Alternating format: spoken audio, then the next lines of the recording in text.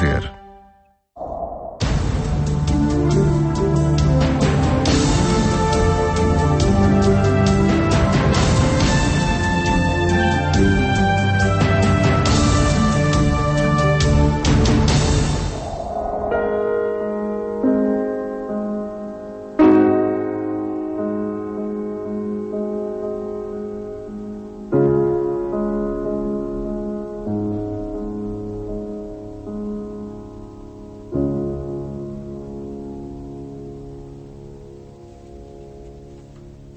Olá, muito bom dia. Há um mês, o mundo era surpreendido com a eleição do Papa Francisco e, sobretudo, com os gestos com que inaugurou o seu pontificado.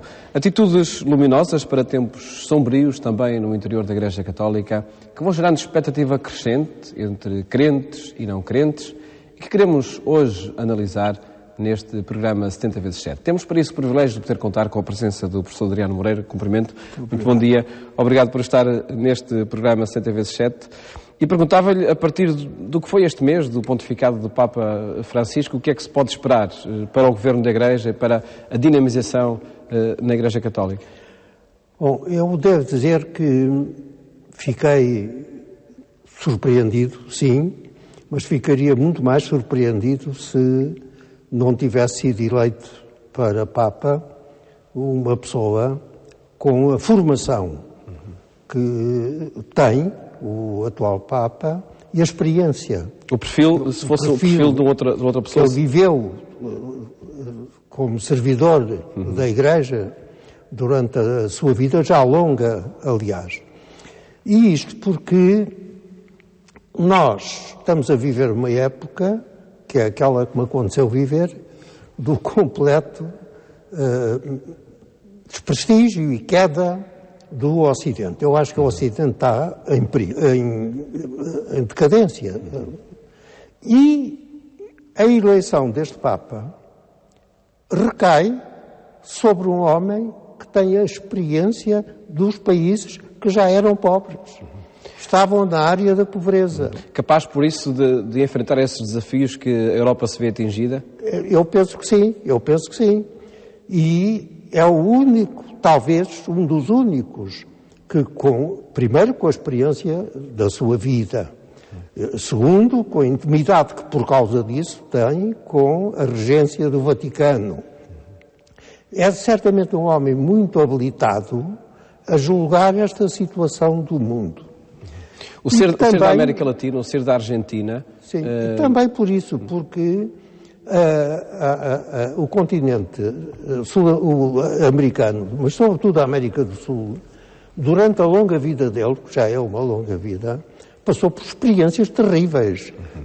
Na própria Argentina, durante a ditadura militar, com todos aqueles abusos que foram cometidos e que nós temos conhecimento, e até com experiências da própria fé cristã que inquietaram o Vaticano, por exemplo, a teologia da libertação. Aquela grande experiência que eu devo dizer que é das que me impressiona, de Camilo Torres, que não se sabe se morreu a combater, se morreu a abençoar, com aquela formulação de motivos que ele tornou públicos em relação ao seu país, e embora padre, como sempre se manteve, cristão, concluindo só pela violência é que a estrutura injusta do seu país podia ser modificada, etc. Tudo isso são experiências que tiveram expressão em mais que um corporado da América Latina. Também neste Cardeal Bergoglio, a sua formação está assente também nos princípios da teologia da libertação, na sua opinião? Eu não digo que esteja baseada nisso, mas certamente não desconhece os factos que levaram à importância que teve a teologia da libertação. Eu devo dizer que conheci o padre Boff, da Universidade de Petrópolis, e que me pareceu sempre um homem sincero, ele e o irmão, embora ele tenha sido o que se tornou mais conhecido, e que as fórmulas que adotou e que inquietaram o próprio Papa João Paulo II podem ter sido imprudentes, mas a autenticidade dele eu nunca a pus em dúvida, como não ponho em dúvida a autenticidade do Camilo Torres. E, naturalmente, eu julgo que os cristãos estão sempre preparados para isso, é que apesar da autenticidade a gente cai em erros, e isso pode ter acontecido. Mas o que este Papa demonstrou imediatamente que percebeu foi quando adotou o nome. Francisco. Eu devo dizer que assisti à notícia com emoção, porque para mim o São Francisco é um santo de grande devoção e lembro-me sempre de que dançou diante do Papa quando aprovaram os estatutos da Ordem e, portanto, tinha consciência do mundo difícil e pobre em que vivia, mas uma alegria de convicção em relação ao futuro que esta manifestação que ele teve demonstra. Bom, e tenho reparado que ele está a dar sinais extremamente importantes. Estes gestos que o Papa vai inaugurando não são superficiais, são cheios de densidade, de significado. Não considero isso, pelo contrário. Eu penso que nós, para vermos, de alguma maneira, sermos ajudados a raciocinar sobre a circunstância que estamos a viver, temos que distinguir, no que toca ao cristianismo, o Cristo da fé, é indiscutível, ou se acredita ou não se acredita. Sobre esse ponto não pode haver discussão, ou sim ou não. Bom, mas também o Cristo da história, porque aí já a análise permite a controvérsia, a discussão honesta, séria, bom, e a autoridade do Vaticano. E neste momento, estas três coisas que deviam funcionar harmonicamente, a meu ver, estão atingidas de uma certa desarmonia. E o Vaticano está a ser objeto de ataques muito fundamentados que é preciso enfrentar com coragem, porque isso faz parte da própria doutrina. É preciso aceitar a queda e não perder a esperança nem a vontade de reparar os danos causados.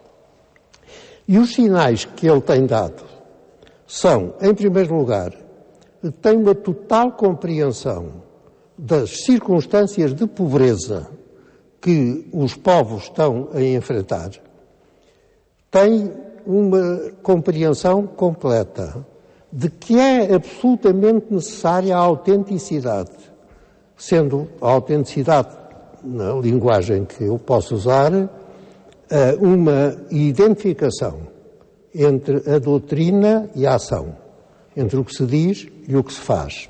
E isso implica uma coragem enorme para retificar erros, aceitá-los e combatê-los para repor essa autenticidade. Em terceiro lugar, a simplicidade com que ele, neste momento, põe a evidência que a qualidade de Papa está relacionada com o facto de ser Bispo de Roma e a prática que ele está a desenvolver de ser o Bispo de Roma e depois Papa, eu considero essa uma das demonstrações de apego aos princípios, à autenticidade, à simplicidade, que acreditam a vós. Acha por isso que o Papa Francisco é capaz de, pela sua autenticidade, provocar as mudanças que são necessárias? Eu espero que sim. Eu acredito no poder da voz. E, portanto, eu acredito que o poder da palavra que este Papa tem, e quando digo a palavra, inclui o gesto, a atitude pessoal, o comportamento, tudo isso faz parte do poder da palavra. E até agora eu tenho visto que ele se mantém fiel. O bispo que veio do fim do mundo assumiu-se em primeiro lugar como bispo de Roma. E ele faz os atos, enfim, necessários do exercício do seu bispado. As reformas, nomeadamente aquelas que têm de acontecer na Cúria Romana, elas impõem-se porquê? Porque há dossiês que relatam escândalos, porque há bancos do Vaticano onde, enfim, pairam algumas o problema, para fazer comentários sobre isso, é que é preciso conhecer o relatório. E nós não conhecemos o relatório. Mas o que é que deve motivar a reforma? São esses relatórios ou é o espírito de autenticidade que o Papa deve promover? Aquilo que eu penso é que os relatórios devem ser exigentes quanto à autenticidade. Porque, do pouco que nós sabemos dos relatórios, e acho que é preciso, nesta matéria, pelo menos para os que pertencem à Igreja Católica, não ceder às facilidades do documentarismo, que é hoje um dos perigos da própria vida internacional, a facilidade do documentarismo, mas o pouco que sabemos dos relatórios mostram, com a própria decisão do Papa Emérito, que a exigência é tremenda. Porque só isso é que justifica aquele ato de humildade que é a renúncia à responsabilidade e à qualidade de Papa e dizendo porquê. Porque não se sente com forças para enfrentar o desafio. E, portanto, imagino que o desafio deve ser enorme, embora não o possa medir. Agora, sei que a referência, em palavras breves, é a autenticidade. Voltar à autenticidade. A respeito do IOR, do Instituto do Banco do Vaticano, na sua opinião, o Vaticano precisa de ter um banco? Bom, eu visto à distância e do exterior, acho que não. Acho que não. Porque Cristo expulsou os vendilhões do templo, não os levou para lá. Foi ao contrário. E se há alguma coisa neste momento que, a meu ver, seja preocupante em relação à ordem internacional e mundial que está tão abalada, é que os centros dominantes financeiros não são conhecidos.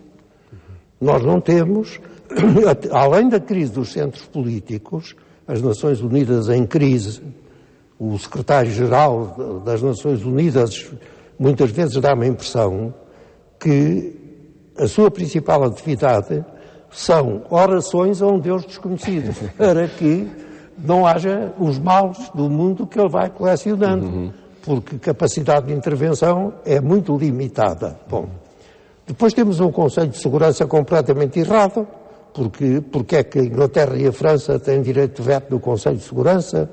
É uma pergunta importante, porque eles não têm capacidade de enfrentar a mundialização e assim por diante, de maneira que o envolvimento do Vaticano, o tal terceiro elemento daquela relação, mas que é um esquema que eu referi, esse envolvimento não é o mais indicado, a meu ver, e é bem provável que venham decisões da parte do Papa Francisco. Nesse âmbito, não é? Mas é melhor não fazermos futurismo, porque... Mas será necessária uma nova atitude diante da administração dos bens, diante da finança também? Com as notícias que temos, o sistema de gestão, o tal terceiro ponto, que é o Vaticano, vai exigir uma grande intervenção reformadora e uma grande autoridade pessoal. Porque que este Papa tem, na sua opinião? Tem que ganhá-la, porque há uma coisa que dificilmente os governos aceitam. Eu aqui, mesmo no nosso país, vejo que não aceitam muito isso. Que há uma certa diferença entre o poder que a lei confere e a autoridade que se ganha. O São Paulo dizia: quem tiver o carisma de ensinar, que ensine. Não chega a ganhar os concursos. Bom, e realmente, a legitimidade do exercício é aquela que domina qualquer intervenção, não é a legitimidade de adquirir a posição. O exercício, a legitimidade do exercício, é imediatamente a medida da intervenção. E para isso não é tanto o poder que interessa, como a autoridade que interessa. E a forma como decorreu a eleição, a rapidez com que decorreu a eleição, o reconhecimento da crise europeia do ponto de vista dos valores religiosos, o entendimento de que a pobreza é hoje o grande desafio, dão força a que quem assumir o regresso à autenticidade vai ganhar uma autoridade extraordinária. Uhum. O que é que se pode esperar deste Papa como chefe de Estado que também é?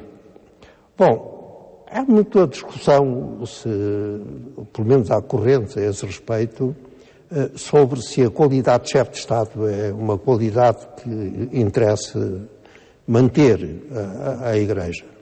Mas também depende do exercício, porque o exercício tem dado, quando bem utilizado, vantagens à propagação da fé. E neste momento é preciso uma nova evangelização e é preciso avaliar isso. E, portanto, sem uma boa avaliação, não creio que seja possível, com espírito comentador, dizer se deve ou não alterar-se essa posição. Também um aspecto para eventuais reformas. Sim. Pedi-lhe agora, professor Adriano Moreira, a sua opinião acerca de algumas afirmações que o Papa Francisco foi fazendo, algumas delas com insistência, como, por exemplo, este desafio de que a Igreja deve deixar de ser autorreferente e avançar para as periferias, não só geográficas, mas sobretudo existenciais. O que é que denota essa atitude? Eu acho que ele tem absoluta razão. Porque é evidente já neste momento que a Igreja Católica na Europa tende para minoritária. E nós verificamos facilmente que, designadamente em Portugal, que é um país muito católico, mas é tradicional em Portugal a distinção entre o crente que pratica e os que declaram que são crentes não praticantes. Mas quando dizem que são crentes não praticantes, mantêm a referência. Isso é evidente. Ora, é cada vez mais crescente o número de pessoas que negam a referência nesta Europa que é responsável pela evangelização mundial. Bom, e isso, naturalmente, faz com que se torne muito evidente como o cristianismo é um elemento da esperança dos pobres. Isso é fundamental. E essa é também uma preocupação que o Papa tem afirmado recorrentemente, a esperança. Mesmo, e até aquele colega dele que lhe disse não te esqueças dos pobres. Sim. Imediatamente. O brasileiro. O brasileiro, não, eu digo, foi lembrança, mas talvez desnecessária. Nunca é demais. E eu penso que esse espírito também tem que chegar a todos os países, e se me der licença, refiro que em Portugal já apareceu um documento, que é do Dom Manuel Clemente, para a nova evangelização, que é um livro que vale a pena e é necessário ler nesta altura. Independentemente de outras intervenções que tem havido de vários bispos, mas o escrito sistematizado, já tentando definir a situação portuguesa, é este livro do Dom Manuel Clemente. Publicado recentemente também. Recentemente. Uma das prioridades que o Papa Francisco também tem afirmado é a pastoral e não a burocracia. O que é que isto pode dizer a quem está no Vaticano, a quem está no centro do governo da Igreja? Bom, ele tem o poder da palavra. É o poder da palavra. E não é o poder material. Não são as inquietações financeiras que devem ocupar o Papa.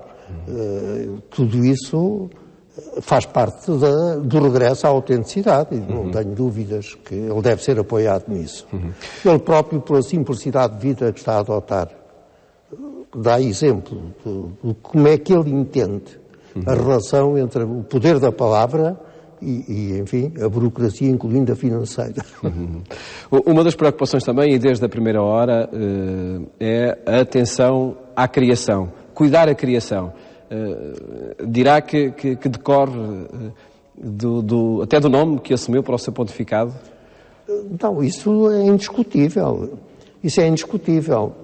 O à vontade com que nós olhamos para esta nave em que vivemos e pensamos organizar-nos na utilização dos recursos que não são renováveis, isso realmente implica ter maior atenção à criação, à casa comum de todos os homens, que é a terra.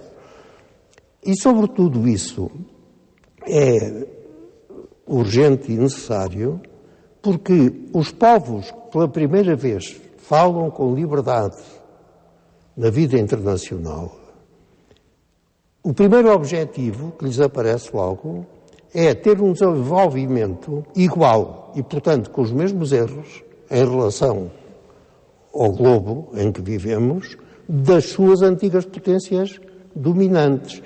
E, portanto, dessa doutrinação que diz respeito à casa comum, que é a terra de todos os homens, implica um acento muito severo e importante no relacionamento entre as áreas culturais e, portanto, entre as religiões diferentes. Eu muitas vezes presto atenção e medito naquele conceito de que se não houver paz entre as religiões, não há paz no mundo. E isso implica a busca do tal paradigma comum, que também já deu problemas hierárquicos à Igreja, mas que é indispensável. A busca do paradigma comum é absolutamente indispensável. Como é que analisa o mediatismo que este pontificado está a merecer? Bom, ainda é cedo para nós fazermos um juízo sobre isso. Em todo caso, este Papa cria empatia com os meios de comunicação social. Faz parte dele ganhar a autoridade.